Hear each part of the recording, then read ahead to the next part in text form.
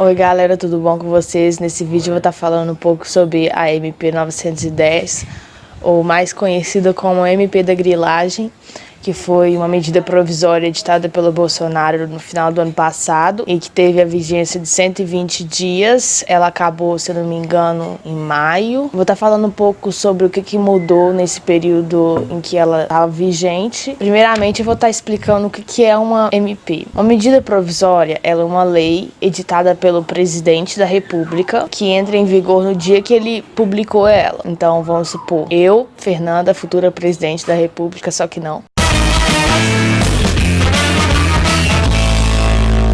Vou lá e faço uma lei e essa lei vai entrar em vigor no dia que eu escrevo ela e publico ela.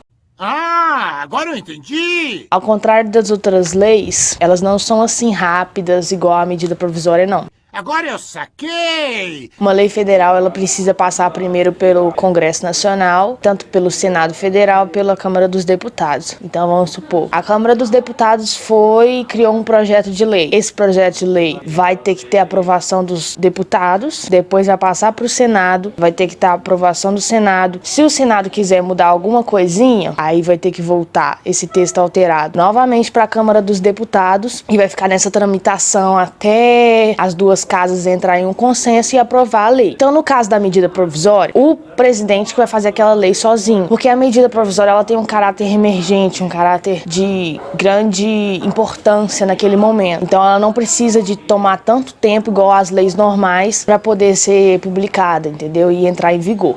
Agora todas as peças se encaixaram! A medida provisória ela também pode virar um projeto de lei. Se ela for alterada uma parte do texto, alguma coisa assim, pelo Congresso, ela pode se tornar um projeto de lei e vir futuramente a se tornar uma lei não mais temporária, igual é a medida provisória. Então é isso que aconteceu. A medida provisória 910, ela se tornou um projeto de lei 2633 de 2020. A medida provisória em si, ela não foi uma boa coisa, porque ela abriu espaço para que grileiros tomem posse de terras. E eu vou explicar como. E aqui, ó, tchá, e aqui, ó, tome aqui, ó, tchá, e aqui, ó, tome, na verdade, ó. E aqui, ó, tchá, tchá, e aqui, ó, tome, na verdade, aqui, ó, tchá, e aqui. Primeiramente, eu vou explicar por que essa MP ela foi chamada desse jeito, MP da grilagem. A grilagem é um ato feito por pessoas poderosas em terras da União. Então, vamos supor, eu, grileira, vou lá na Amazônia, desmato uma área para poder demonstrar que aquela área ela é utilizada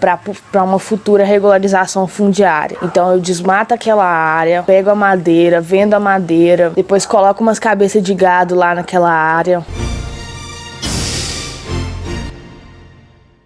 Coloco uma casinha, planto capim e finjo que eu utilizo daquela terra para poder fazer atividades agropastoris. Porém, é só uma farsa. Eu vou forjar documentos também. Antigamente eles colocavam os documentos em caixas com grilos, daí esses grilos davam um aspecto de antigo para aquele documento, mas ele era falso, para poder forjar e simular que eu tenho aquela posse daquela terra. Daí eu coloco o meu nome no cadastro rural da minha terra também, pago o imposto rural, faço os trem tudo bonitinho forjado para poder no futuro conseguir aquele direito de posse daquela terra. E essa grilagem, ela também tem apoio por parte dos políticos, no entanto que grande parte desses projetos de regularização fundiária tem um enorme apoio da bancada ruralista. Quem aprova essas leis, medidas provisórias de regularização fundiária, de autodeclaração, eles têm um interesse além do que eles falam. Segundo eles falam que é para ajudar os pobres, ajudar as famílias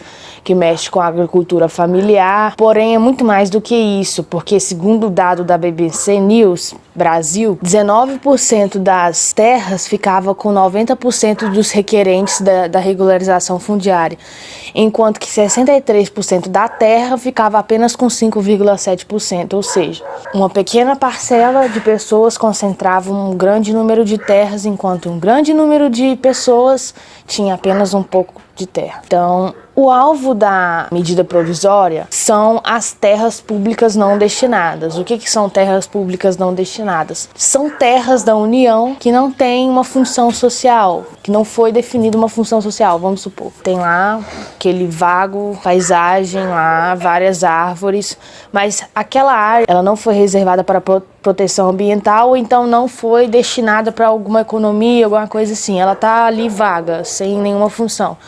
Então as pessoas elas podem utilizar daquela terra, daquela parte, para poder tentar uma possível regularização fundiária. E o maior problema disso é que essa medida provisória ela valeu para o Brasil todo, especialmente para a Amazônia Legal, para a região da Amazônia Legal, que é a região que tem mais terras públicas não destinadas. Tem cerca de 57 milhões de campos de futebol, hectares, de terras da União não destinadas, passíveis de regularização fundiária. Um ponto dessa medida provisória que ampliou a possibilidade de regularização fundiária foi o aumento do alcance da terra que pode ser passível dessa regularização. Então ela passou para 2.500 hectares, ou seja, 2.500 campos de futebol. É muito grande. E até 2.500 hectares de terra é dispensado a vistoria, ou seja, uma vistoria prévia naquela área para verificar se tem algum embargo ambiental, se tem utilização de trabalho escravo, se tem alguma coisa errada naquela área. Então, até 2.500 campos de futebol de terra é dispensada a vistoria.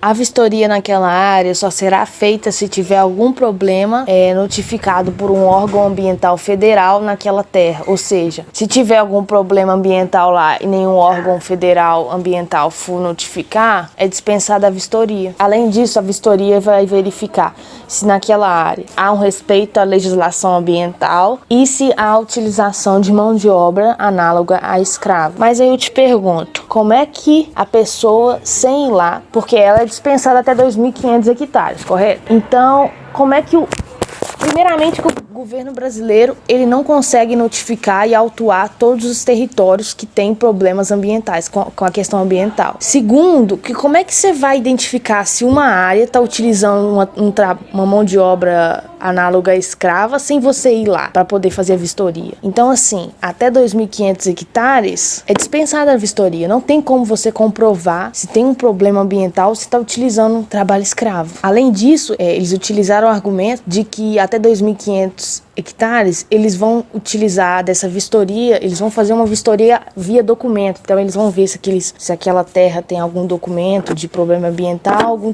documento assim. Mas como é que você vai analisar se aquela terra tem algum problema com a legislação na questão de trabalho escravo, se você não tem nenhum documento que fala que ali utiliza trabalho escravo? Então, assim, é necessário pra caramba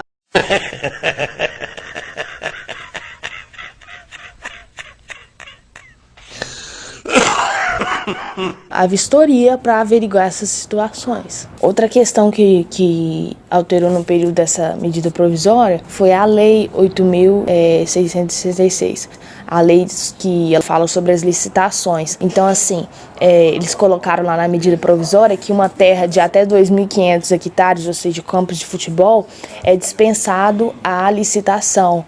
Ou seja, o governo pode simplesmente dar aquela terra, dar o direito de posse daquela terra para a pessoa sem fazer uma licitação. O que é uma licitação? Uma licitação vamos supor, vou explicar através de um exemplo. Uma licitação é tipo um concurso de empresas que o governo faz para ver quem que vai ficar com aquele bem. Então vamos supor.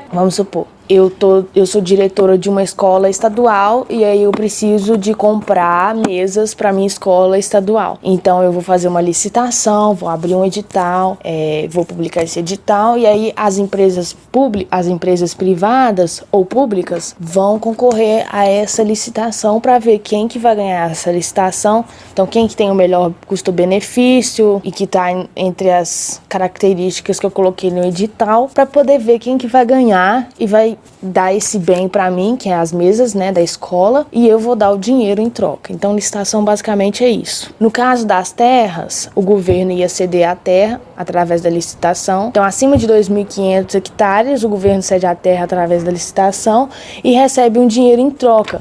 Porém, até 2.500 hectares não precisa de licitação, ou seja, o governo só passa o direito de posse da terra.